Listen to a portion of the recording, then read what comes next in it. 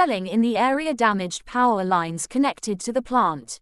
All 6 of its reactors are in a state of cold shutdown, but the plant needs external power to cool its reactors and defend against the risk of a meltdown. The IAEA says the situation of the plant, which is held by Russian forces, has improved but remains precarious. A team of nuclear experts from the IAEA, International Atomic Energy Agency, traveled to Zaporizhzhia, Europe's largest nuclear plant, at the beginning of the month. The trip followed increasing calls from Ukraine and the international community for a safety inspection following reports of shelling. Russia and Ukraine both blamed each other for the shelling of the facility in southeast Ukraine.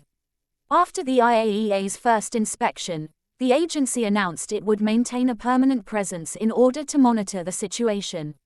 Members of the team at the site on Saturday learned that one of the 4 main external power lines damaged by shelling had been repaired, allowing electricity to be received directly from the national grid, the IAEA tweeted on Saturday. Further east in Ukraine, the discovery of mass graves in Izium has led the European Union presidency to call for an international tribunal for war crimes to be carried out. Hundreds of bodies have been discovered buried in a forest at the edge of the city, which recently came under the control of Ukraine after Russian forces retreated.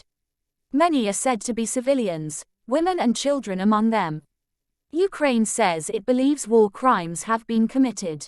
In the 21st century, such attacks against the civilian population are unthinkable and abhorrent, said Jan Lipovsky, foreign minister of the Czech Republic, which holds the EU's rotating presidency. We must not overlook it.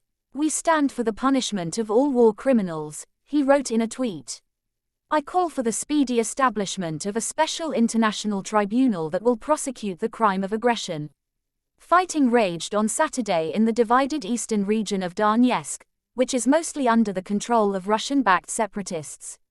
The separatist mayor of Donetsk city said 4 people had been killed by Ukrainian government shelling of a central district, while the Donetsk region's Ukrainian governor accused Russian forces of shelling a thermal power plant in Mykolaiivka, disrupting drinking water supplies in the area.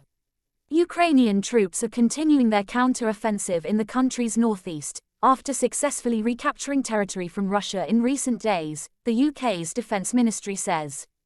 It adds that Russia has established a defensive line protecting one of its main supply routes from Belgorod, near its border with Ukraine. Russian President Vladimir Putin said on Friday that Ukrainian counter-offensives would not change Russia's military plans in the east of Ukraine.